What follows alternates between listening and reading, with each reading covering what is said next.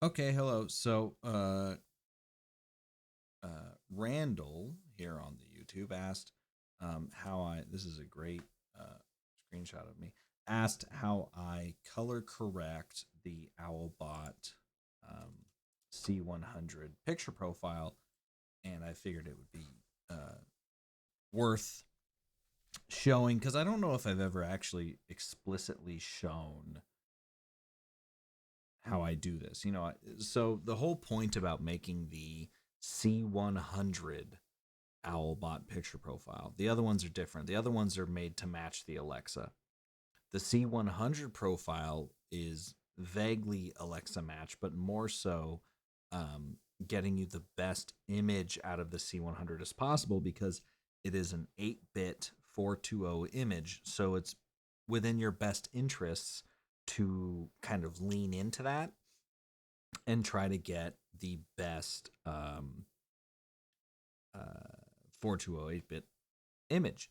So in this case, people who shoot the C100 a lot of times will say, "Oh, I shoot wide dynamic range," but if you look at the if you go into color here, if you look at the scope, you'll notice it's very steppy when you shoot wide dynamic range. There's literal missing lines of data down here in the scopes in the lower here. Let me pop this out. There will be lines of missing data, and so the whole point with the OWLBot color picture profile was an adjustment of the color profile for sure, but also to just get you the most robust image that you can see here in the waveform. So you'll notice that everything's nice and smooth here, and this looks like a normal image, but we're not dealing with log right now. So the C100 is not a log format, even though it says C log. That's all bullshit. It's really just kind of fancy 709, and wide dynamic range as a picture profile is not wide dynamic range. So for example, my C500 Mark II shoots C log 2 or HDR. And you might think, oh, I want HDR because that's high dynamic range. But actually, C log 2 contains the most dynamic range. The PQ or what's the other one? HQ, HPQ, whatever the fuck. Uh, those HDR profiles, quote unquote, um, don't contain more data. They actually can potentially contain less data. That's like shooting 709 for HDR, if that makes any sense. So you can ignore all that. The C100 Mark II is best used in my opinion, my version of C log, where you get the most dynamic range, but we're still kind of stretching it or sort of massaging it into a 709 style. Uh, we boosted the contrast a little bit. We've lowered the black point. We're not trying to trick ourselves into thinking that there's more data where there's not. So as you can see, this is the raw image of the video I just posted in the question I'm answering, where you said, "How do you color your C100 image?" So this is what that looks like just with the OWLBot picture profile. And as you can see, it's a robust waveform here. There's no missing lines of data. Suppose I can kind of leave this here. That would be fine. And so there we go. Randall was wondering, how do I color it? Well, I'll just leave my stupid face there. So there's a few ways to do it. I have the OWLBot. Where is it?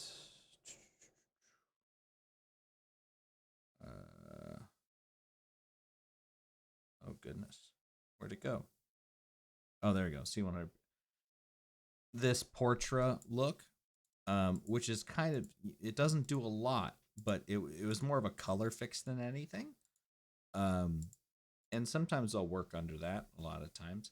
And that's the one way you could just really quickly deliver something. See, this is a little flat. This gives you something, whatever. Um, I'm gonna show you how to work with the Owlbot picture profile without anything else you have to pay for, right? So, and this will change every time. This isn't necessarily what I do every time. This is just what I'm going to do right now, and something that I think might look good. So, I'm going to kill the scopes, whatever.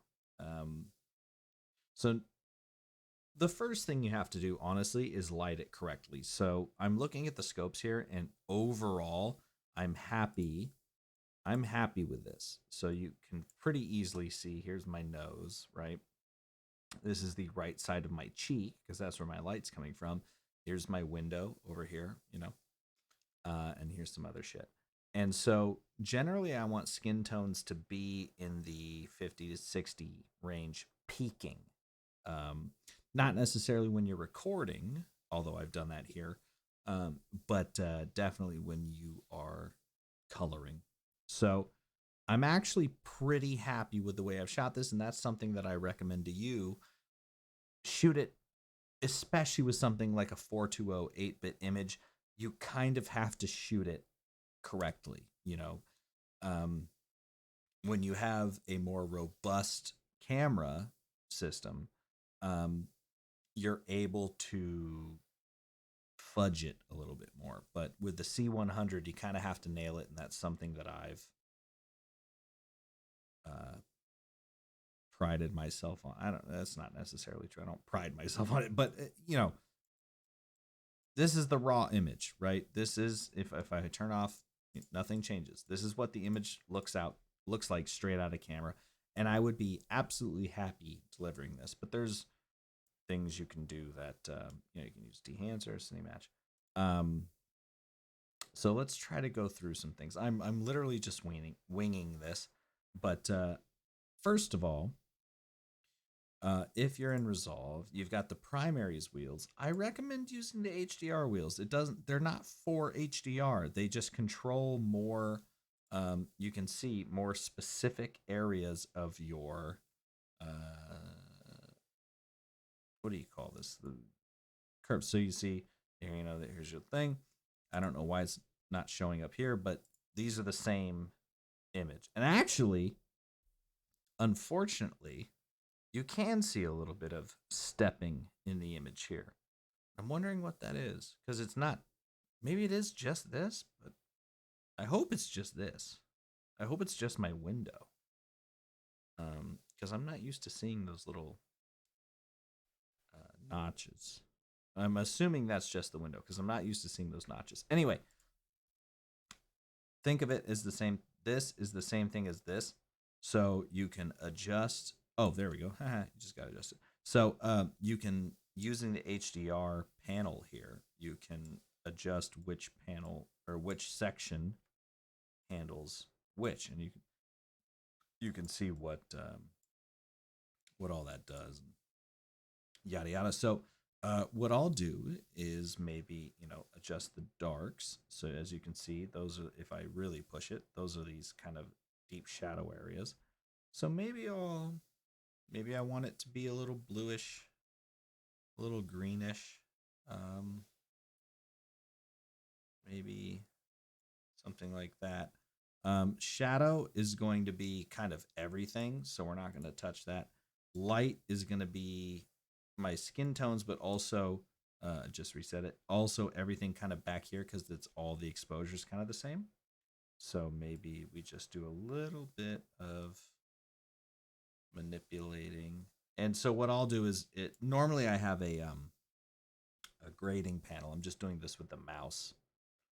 So this will be a little weird, but I'll just kind of find something where my skin tone looks nice. And it's a very subtle adjustment. Look at this, negative 0.01. That's it. Maybe if I turn it off and on, look at, it's different. We're getting some color contrast is what we're looking for. And even before that, I said, we could do some contrast, but I don't actually think it needs it in this case. And also, I should say, the primaries wheels, when you do contrast, let me show you. See how it just kind of stretches the, let me bring the scopes up here. Oops, a little too big. Notice how the contrast kind of pulls everything off of this 40 IRE line. And it is more of a like a creative adjustment almost, right? And I'll use that a lot. But let's go ahead and reset that. But when you use the HDR contrast, it is more, it looks more like what the camera would see. It's still, it's clearly still pulling off the 40 IRE line, like that's the center, and you would change that center with pivot, both in the HDR and in the primary wheels. But the contrast in the HDR wheels seems a little more camera-like.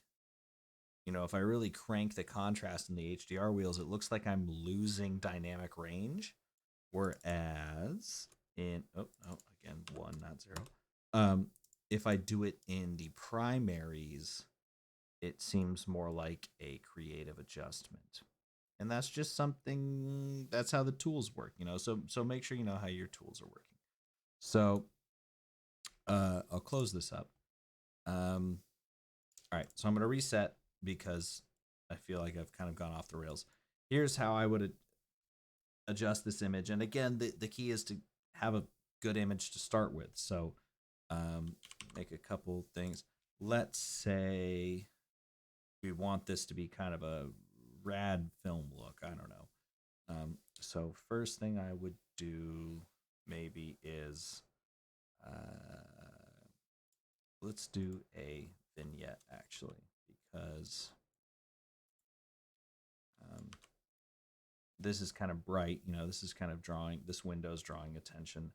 So we will invert that, and we will make sure that the subject, which is myself, is not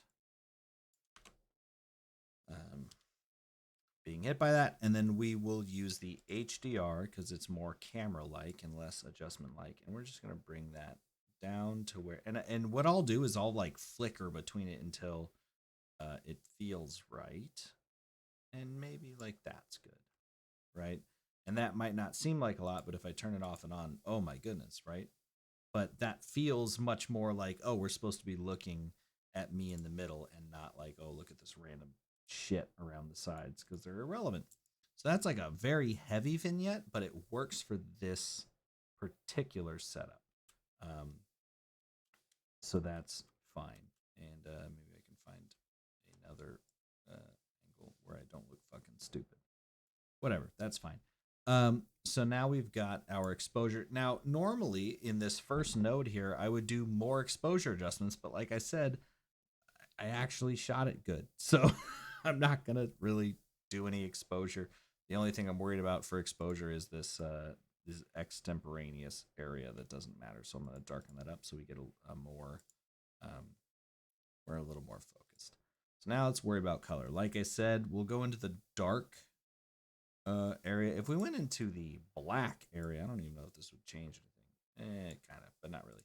So we're going to use dark, and let's make this a little bluer, you know, a little bluer, a little greener. And I'm just kind of moving this to my taste to where it looks kind of cool.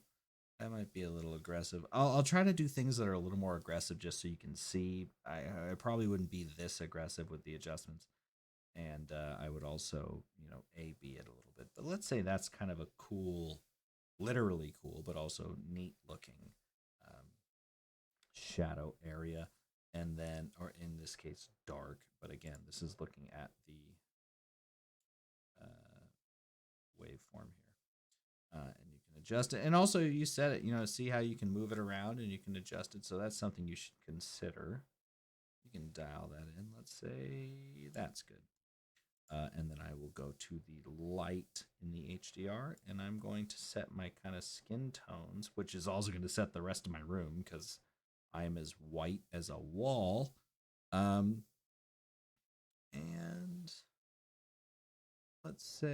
let's say that looks good, right?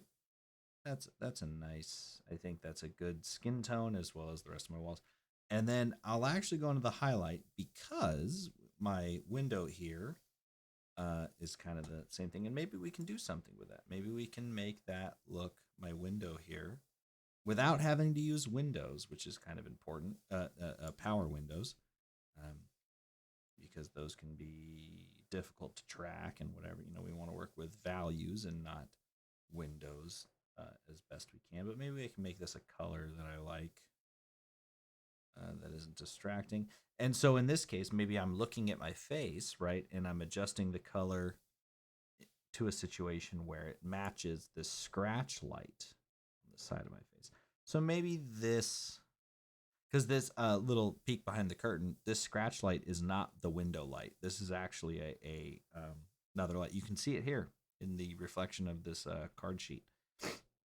This is a tube light, basically, that's hitting my face, acting as the window light. And the window light does often give me scratch light, but it was dark as hell outside. It was a rainy day, and so I just do that for a little bit of separation.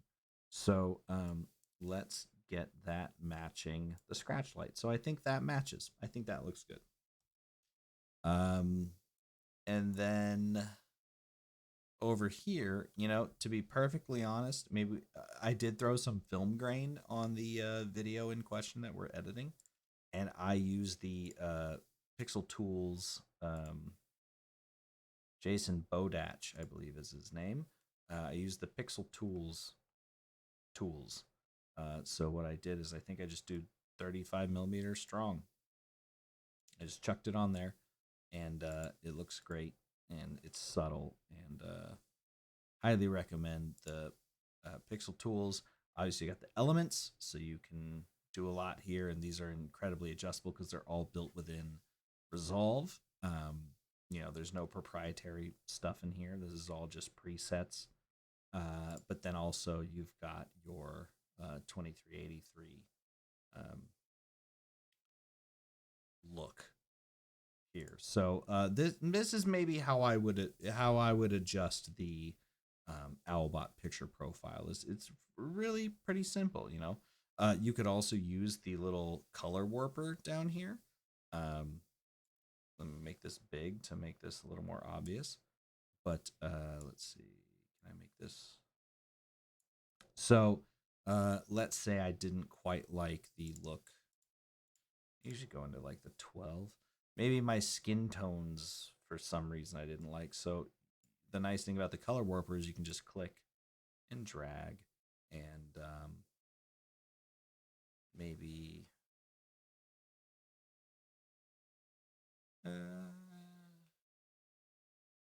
and again, I'm looking at the face. I'm not looking at the warper, and normally I do this with a panel, but maybe that looks normal to me.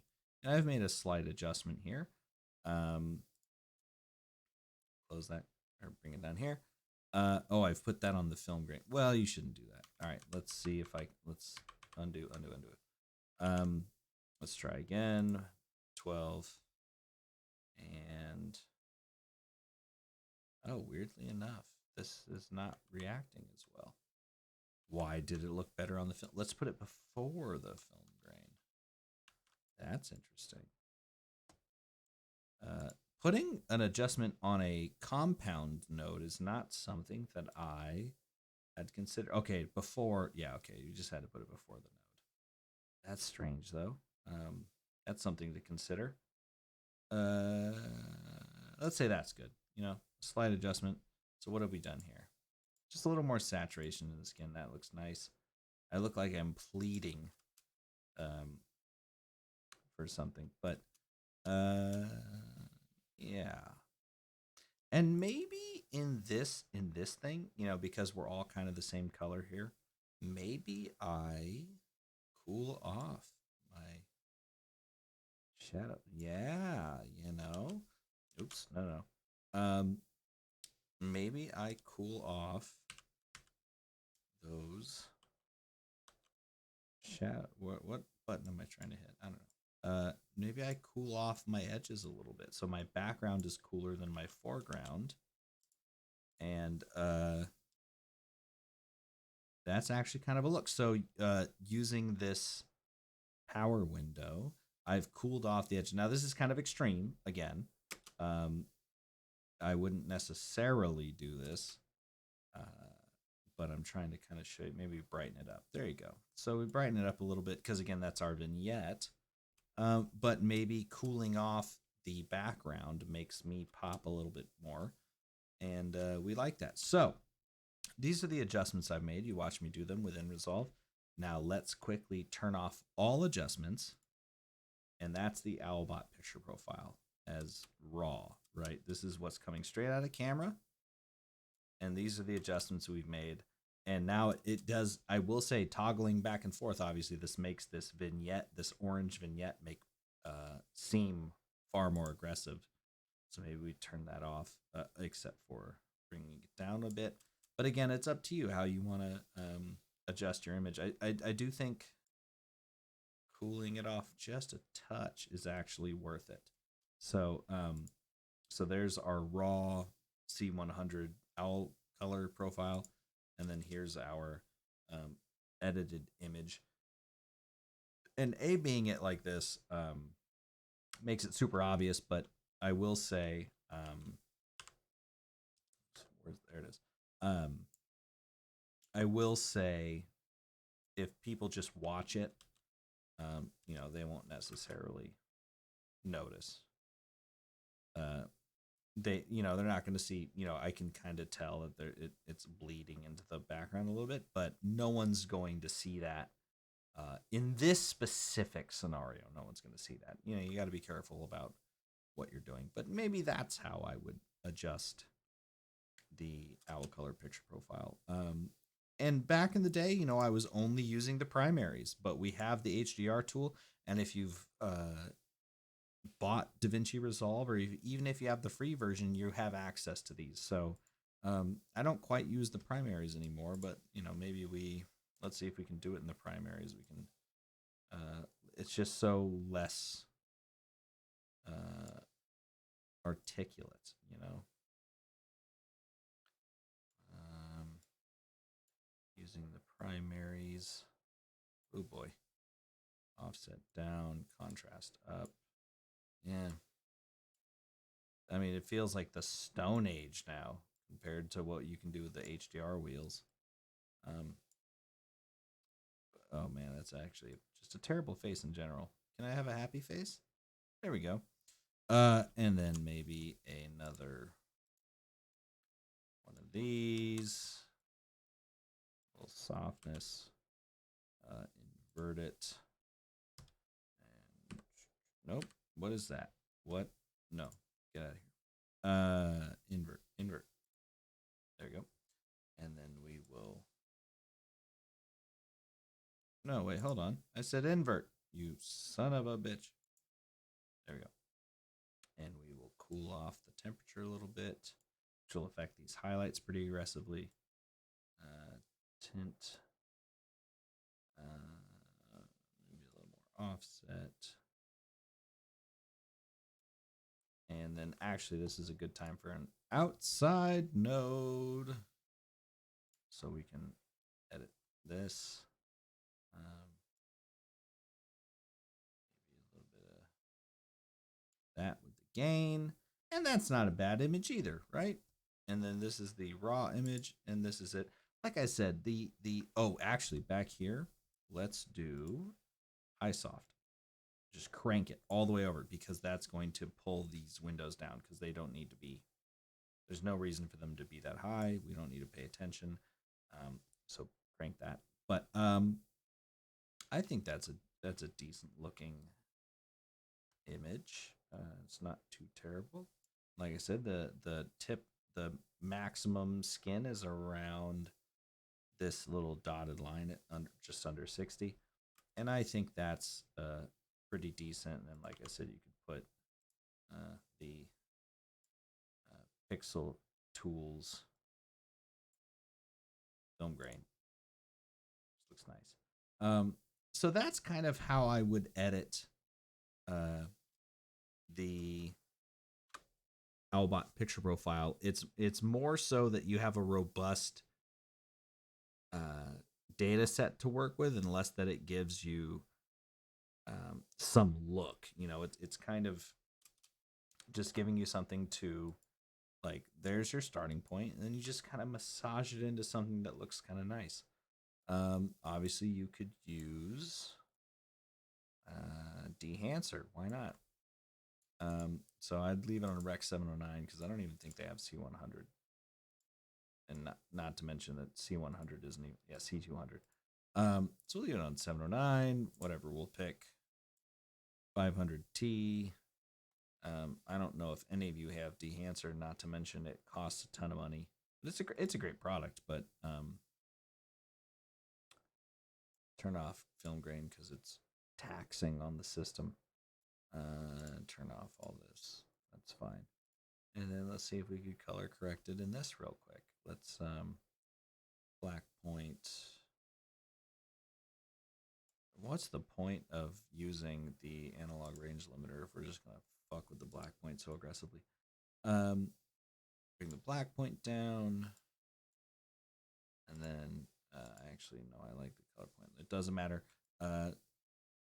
Let's say there, tonal contrast, something like that. Color density, I always jack all the way up. So actually, before this node, we're gonna, again, in HDR, the saturation's a little more chill.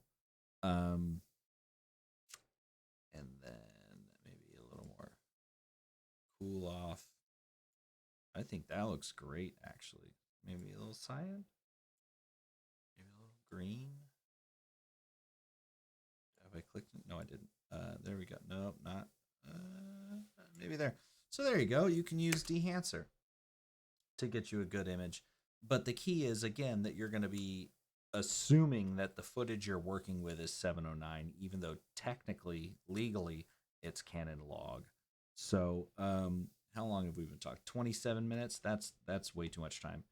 So there you go. There's your Owlbot picture profile. There's the image. You're just going to massage your image. You're not going to aggressively change it. The thing is that it's just getting you at a better starting point to do something nice. Make sure that your exposures are correct. Make sure that your exposures are within,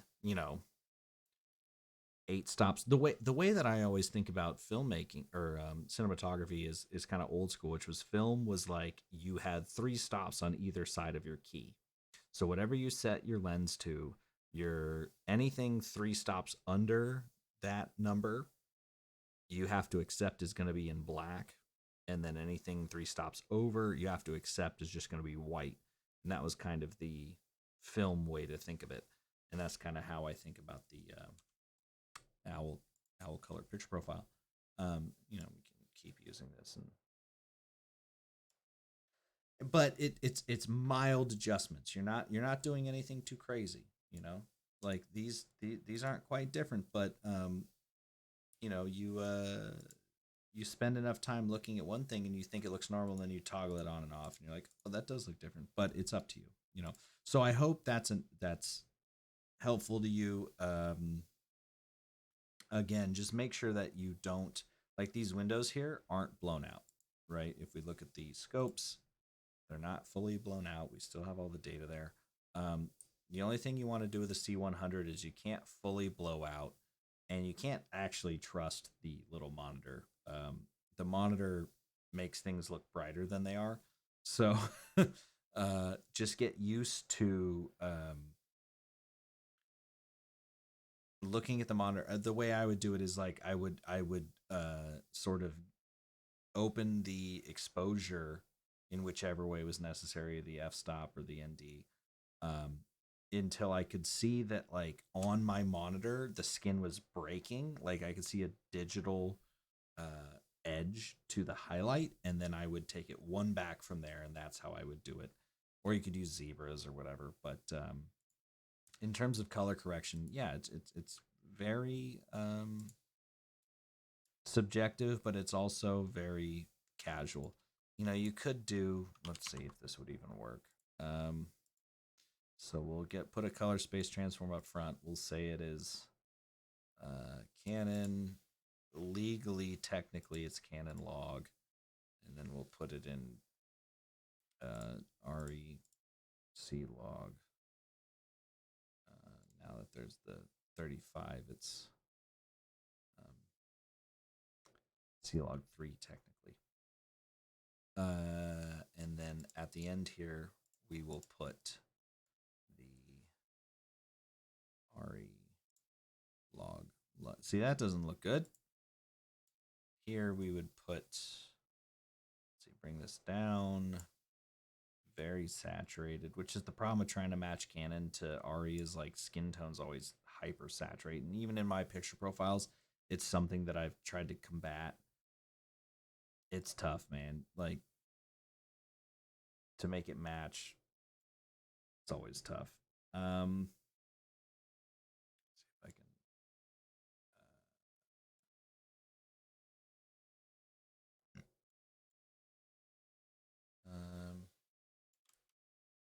Does that look good? Not really. I mean, kind of. That looks okay. Bring up the no. Don't do that. See, that's where you can't fuck with the dark side of it. The dark side. I mean, that doesn't look terrible, but also doing something like this, like transferring anything to like RE, doesn't make one camera look like another. It just changes the playground in which that image is manipulated. You know, it doesn't change the colors. Like I've seen people say, like, "Oh, just use a color space transform, and then it looks like an RE or a red or whatever the fuck." That's not how that works. It's you're just changing the playground in which that thing is being played in. So if you know my skin here doesn't quite look right, it looks a little red. So maybe I would, if I were really tied to this idea, I would go into the color warper. I really like the color warper for certain things, not everything. But again, grab the skin, and it's gonna grab everything in my room. Maybe you know what? Let's maybe use 8. Actually, using 8 is going to use more of my room. Technically, I should use the more granular adjustment, but oh, maybe not actually. Maybe I don't know what I'm talking about. But what? Man, I'm so used to just using my face as an adjustment tool that me making silly faces doesn't phase me. 16. Oh yeah, see, look how granular that is. And even in an 8-bit 420, we're making some, see how that falls apart there, but even so, like that's not the kind of adjustment we're trying to make. So the Owlbot picture profile is kind of holding up in a way that you wouldn't necessarily expect, but we just move it around a little bit until you find a skin tone you like, and I'm really not finding a skin tone I like. But maybe we grab this more saturated bit. Oh, Jesus. Now we're just wasting everyone's time. Well, in any case, you could get how that could work. I mean, this isn't the end of the world. This is kind of this is fine. This is fine. This look is fine. That's when the trash guy was. So that's like a fine look. Whatever. It's not perfect, but this is like a fine. This is a choice. You could absolutely make this choice, and everyone would be okay with this. So here it is. That's the Owlbot picture profile, and here's the weird color space transform to ARRI Alexa look that you could build inside of Resolve. And actually, let's, you know, we all want to see it. Let's make sure we add the film grain. And this film grain, I'm not going to show you the compound node just because you know they sell this product and whatnot. It is built within the Resolve film grain, so it's not like super proprietary, but you know, just out of respect to Jason, I'm not going to show you what's in there. But you know, maybe that's your look. That looks really aggressive, actually. Let's, out of respect to Jason, let's show you what the other options. Be like a mild. It's too mild. medium. Yeah, looks nice. Okay, so there you go. So there's like a nice kind of random film look, so to speak. I would actually, in this case, now that we're getting crazy and using Jason's tools, let's throw a little deep color. Yeah. So I think that's what I would do if I were to use these exact tools, using the color space transform to RE out to the stock Alexa LUT over here on the right. That would be my look. And again, here's the OWLCOLOR picture profile out of the C100 Mark II. And here's our kind of look. And actually, after I made a big stink about the color warper look, I actually now like this. And sometimes you do that. Sometimes you have to have an argument with yourself about how things look. Let's turn off the color warper. See how pink, less pink, and I think that's a good choice. I think I run pink personally. My skin tone is incredibly pink. I'm very often fighting with my pinkness. And then I guess if we wanted to, man, this is a long ass video. If we wanted to do this again to show everyone, and then we could do a bit of color contrast and no. We want to color oh boy, too much. Maybe, yeah, look at that. I have a green background. Why not? Who's trying to have fun? Anyway, maybe a color vignette is not the move, but a brightness vignette, very much maybe. And I think that's a good look there. So any hoozle, this is how I would color the C100 Mark II picture profile from Owlbot, the OWLCOLOR picture profile. Again, it's subtle.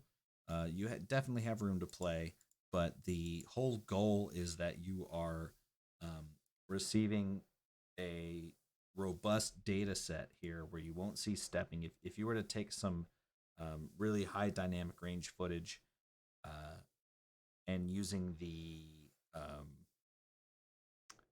what's it called, the wide dynamic range preset picture profile, and you would see these like lines cut through your scopes, whereas here the intent is to squash them all down, and then the color is mildly pushed into the Alexa's zone, but it's a little harder with such a restrictive recording format. Really, it's just a good starting point, and then you can get to something like this, which I think, again, it's maybe a little exaggerated, so you can see it for YouTube, but at the same time, I'm not actually mad at it. I could put this out. I think if you saw this on YouTube, you're like, wow, that's a little exaggerated, but yeah. So I think that's a good, oh, come on. I think that's a good half hour. Oh my God, it's 40 minutes. Discussion of how to make this work. I hope that's helpful. And keep on keeping on, you know?